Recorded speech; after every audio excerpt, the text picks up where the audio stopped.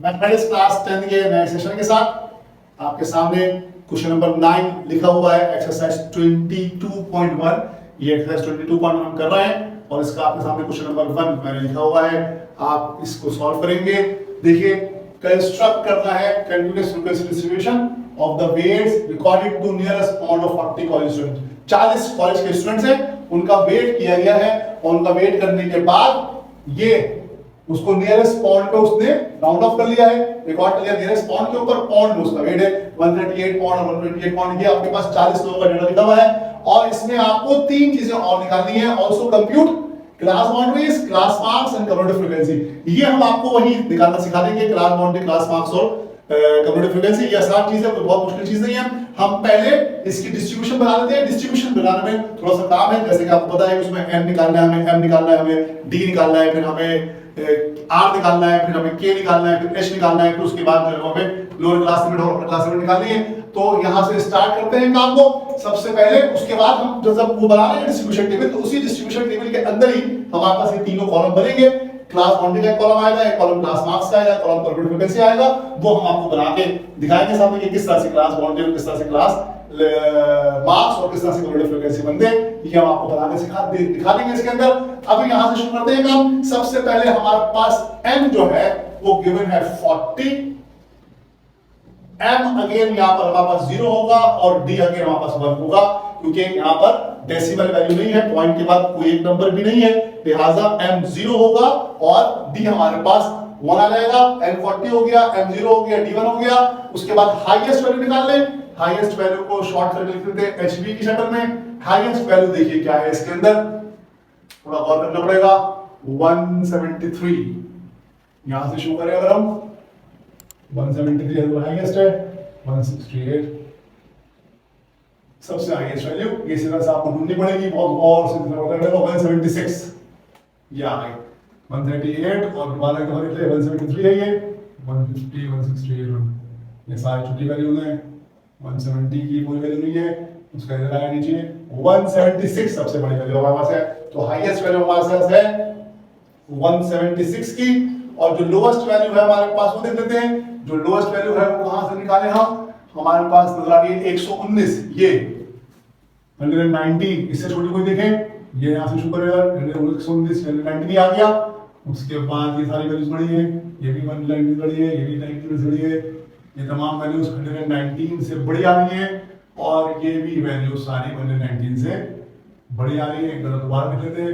यहाँ से 138 148 146 ये 119 आया है और उसके बाद ये तमाम वैल्यूज जो है 119 से बड़ी आ रही है।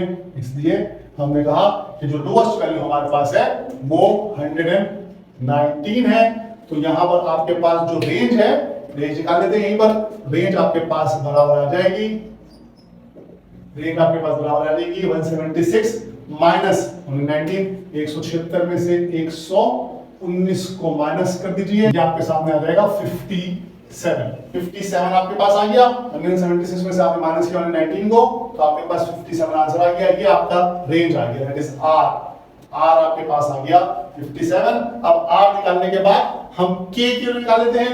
k हमारे पास यहाँ यही आगे हम k निकाल लेते हैं। k हमारे पास बराबर आता है 1 प्लस 3.322 लॉग ऑफ, यहाँ पर 40 है, 40 के लॉग के साथ इसको निकाल लीजिए। आप कैलकुलेटर का इस्तेमाल करना पड़ेगा आपको। यहाँ पर 1 प्लस 3.322 लॉग ऑफ 40, ये आपके पास आ जाएगा 6.322 और फिर इसको राउंड ऑफ करके हम 6 दे देते हैं। तो हमारे पास k नंबर ऑफ क्लासेस जो है हमारे पास आ गई 6। r हमारे पास आ गया है 57। ये हमारी रेंज है, ये हमारी नंबर ऑफ क्लासेस आ गई। अब हम यहां से अपनी हाइट निकाल लेंगे, दैट इज हम h निकाल लेते हैं। जो हमारी हाइट होती है विड्थ की, वो हाइट बराबर होती है आपके पास r अपॉन k के। r अपॉन k के इस सेंस में कि हमारे पास m 0 है, इसलिए r अपॉन k ले लिया हमने। r अपॉन k का मतलब ये हुआ कि 57 अपॉन 6 और ये 9.5 आ जाएगी। 9.5 कह लीजिए इसको, या इसको आप राउंड ऑफ करके 10 ले लीजिए। तो आपकी जो h है वो 10 हो गई। आपकी रेंज जो है वो 57 थी, के आपकी 6 आई थी और ये आपने आर निकाल लिया 6 10 के बराबर, एल 40 है, एम 0 है, D1 है। उसके बाद आपकी जो लोअर क्लास लिमिट है इसके अंदर जो आपकी लोअर क्लास लिमिट है, लोअर क्लास लिमिट आपकी है, जो पहली लोअर क्लास लिमिट है वो आपकी है 119।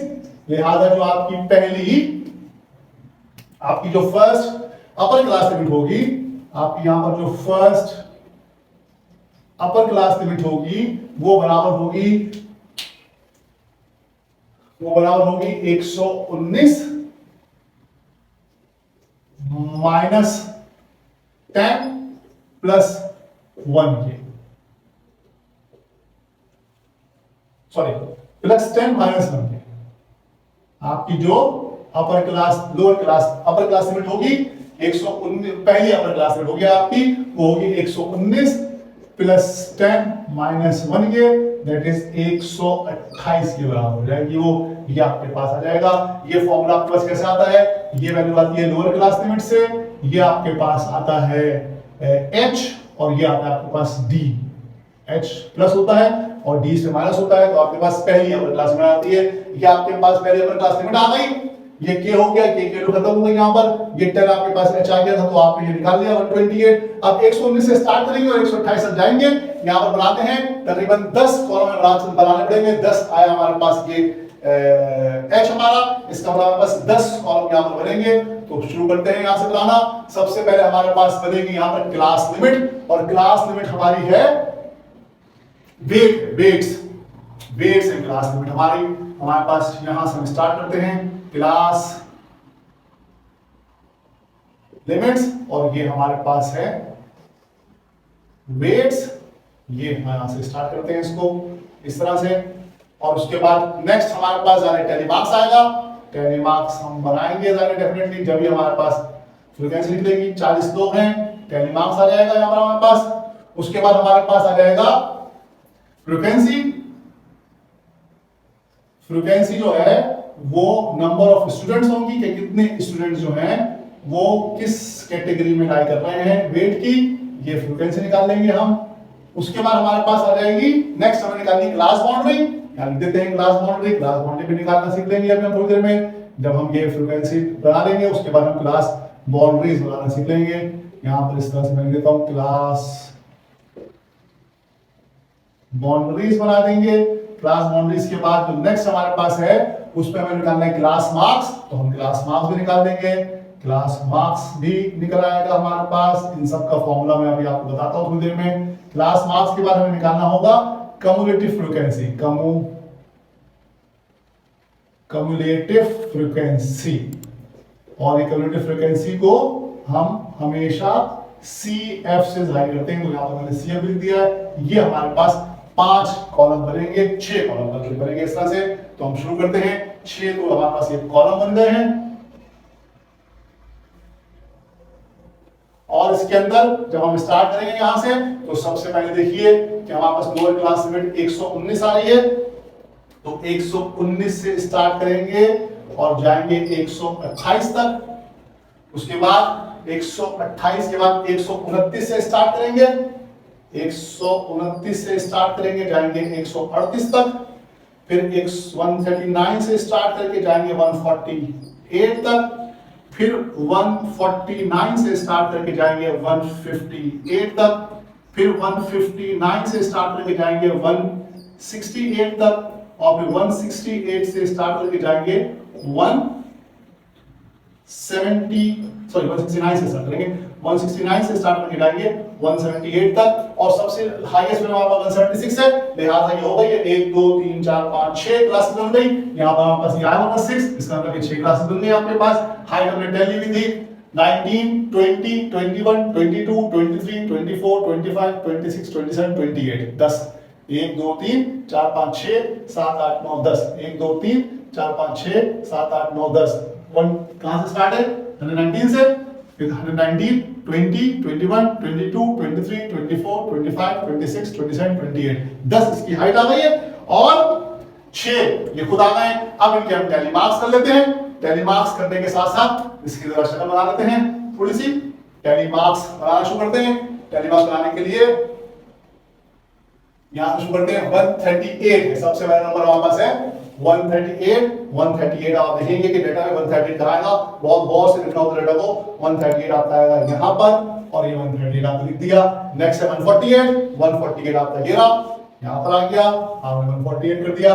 146 देखिए कहाँ आएगा, ये मैंने बताया आपको 139 से 148 के दरमियान, इसका मतलब 146 भी इसी में आएगा, 146 भी इसमें आएगा, ये मैंने डिस्कार्ड कर दिया। फिर दोबारा 146 है, दोबारा इसी में आ गया, ये मैंने डिस्कार्ड कर दिया। फिर क्या आपके पास है 119 सबसे छोटी वैल्यू है तो सबसे पहले वाले में आ जाएगी, सबसे पहले वाले में आ जाएगी।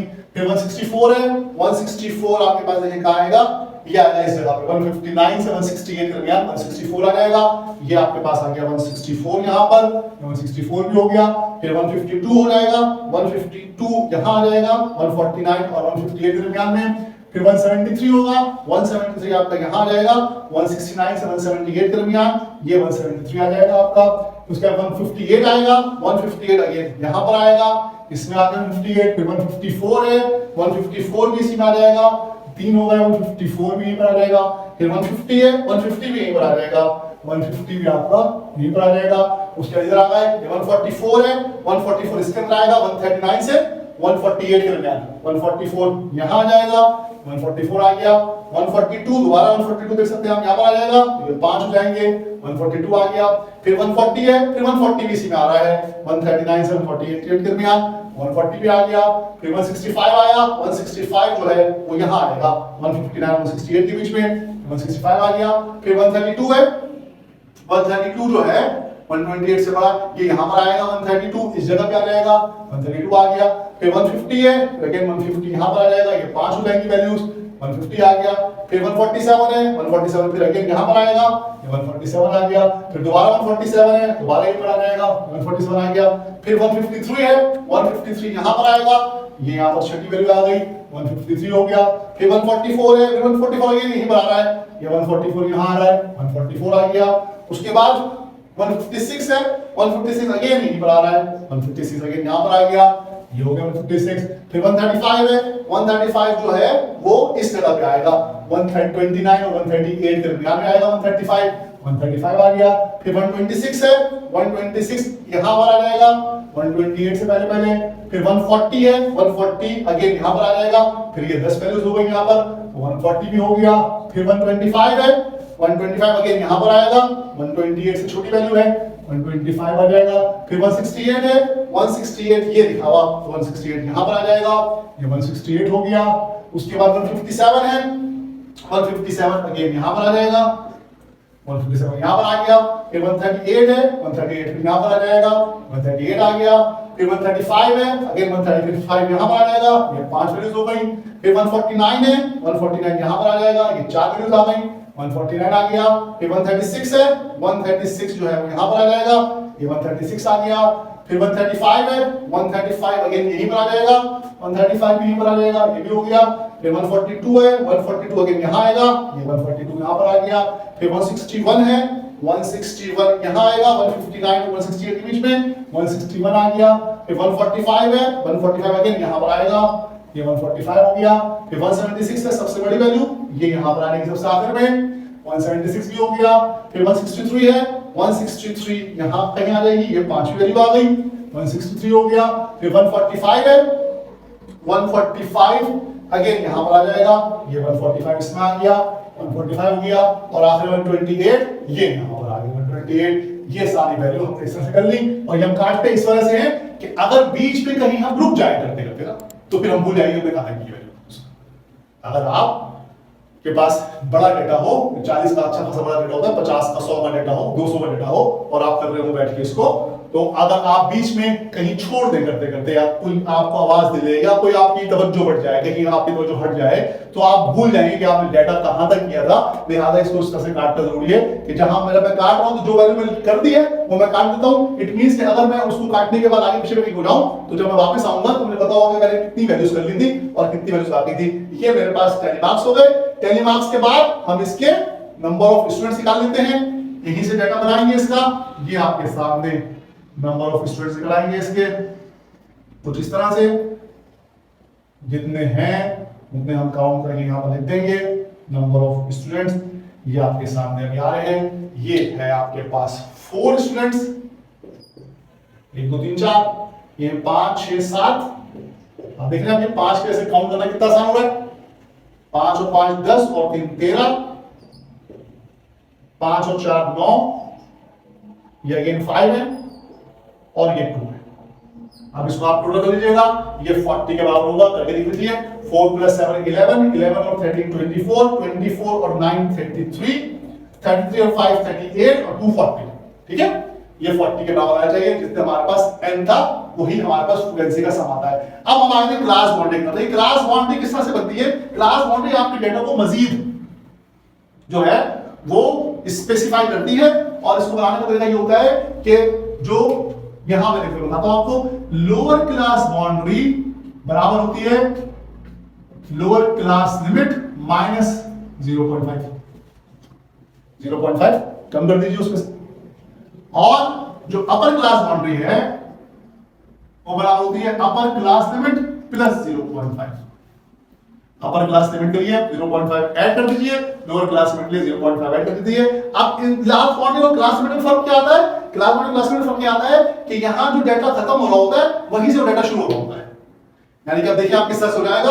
अगर 119 में से माइनस करूं मैं 0.5 तो मेरे पास बचेगा 118.5, और 128 में मैं प्लस करूंगा 0.5 तो मेरे पास हो जाएगा 128.5। ये मेरे पास इस तरह से बन जाएगा पहली क्लास बाउंड्री। ये मैंने बताया आपको। अब लोअर क्लास लिमिट में से माइनस किया और अपर क्लास लिमिट के अंदर प्लस किया, ये मेरे पास वैल्यूज बन गई हैं। लोअर क्लास लिमिट से माइनस किया और अपर क्लास लिमिट में मैंने प्लस किया, ये वैल्यूज आपके सामने बन गई। और फिर नेक्स्ट के लिए ये 129 में से माइनस करेंगे 0.5 तो जाएगा 128.5। अब आप देख रहे हैं कि डेटा बिल्कुल स्पेसिफिक हो जाता है और कोई डेटा मिस होने का चांस नहीं होता जब हम क्लास बाउंड्रीज का सहारा लेते हैं कि जहां से हमने क्लास बाउंड्री यहां छोड़ी होती है ये वहीं से स्टार्ट होती है। ठीक है जी। उसके बाद ये हो जाएगा आपके पास 138.5 से लेकर 148.5 तक, फिर 148.5 से लेकर 158.5 तक, और फिर 158.5 से लेकर 168.5 तक, और फिर 168.5 से लेकर 178.5 तक। ये आपके सामने क्लास बाउंड्री बन गई। क्लास बाउंड्री का मैंने आपके लिए फॉर्मूला लिख के बताया वहां पर। ये कैसे बनेगी? लोअर क्लास लिमिट में से आप माइनस करेंगे 0.5 तो लोअर क्लास बाउंड्री आ जाएगी, और अपर क्लास लिमिट में आप प्लस करेंगे 0.5 तो आपका अपर क्लास बाउंड्री आ जाएगी। ये लोअर क्लास बाउंड्री और अपर क्लास बाउंड्री से निकल आएगी। उसके बाद क्लास मार्क्स की बात है। क्लास मार्क्स का फॉर्मूला जो है वो ये होता है, लिखा हुआ आपके सामने। क्लास मार्क्स का फॉर्मूला होता है lower class boundary plus upper class boundary divide by 2। Lower class boundary में से अपर क्लास बाउंड्री को प्लस करेंगे और 2 से डिवाइड करेंगे, यानी कि लोअर और अपर क्लास बाउंड्रीज का जो एवरेज है वो आपका क्लास मार्क्स होता है। इसी वजह से यहां पर हमने क्लास बाउंड्री निकालना जरूरी है। अगर वो क्लास मार्क्स डायरेक्ट आपसे पूछ ले और क्लास बाउंड्रीज ना दे तो क्लास बाउंड्रीज आपको करानी पड़ेगी। यहां पर तो सिर्फ क्लास बाउंड्रीज पूछी थी आपसे, लेकिन क्लास मार्क्स बगैर बाउंड्रीज के नहीं निकलता। क्लास मार्क्स निकलता ही हमेशा बाउंड्री की मदद से है। लिहाजा इसके फॉर्मूले के अंदर ये है कि class lower class boundary plus upper class boundary divided by 2 जो है वो आपका क्लास मार्क्स होता है। अब इसको कर लीजिए किस तरह से होगा। 118.5 में 128.5 ऐड कीजिए और उसको फिर डिवाइड कर दीजिए 2 से, तो आपके पास इसका आंसर आ जाएगा। हर क्लास लिमिट के अंदर यहां पर आपके सामने क्लास मार्क्स आ जाएगा। 118.5 में 122.5 ऐड कीजिए और डिवाइड कर दीजिए तो आपके पास आ जाएगा 123.5। और इस तरह से हर स्टेप के अंदर आप प्लस करते जाइए और प्लस करते जाइए, डिवाइड करते जाइए।